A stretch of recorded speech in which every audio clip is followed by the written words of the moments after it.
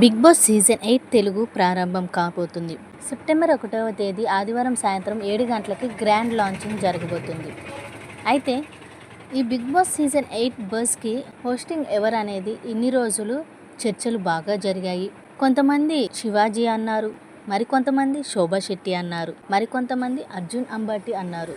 అయితే ఇంతకుముందే స్టార్ మా అఫీషియల్గా ప్రోమోని లాంచ్ చేసింది. బిగ్ బాస్ బస్కి సంబంధించిన ప్రోమోని అఫీషియల్గా తన అకౌంట్లోని రిలీజ్ చేసింది.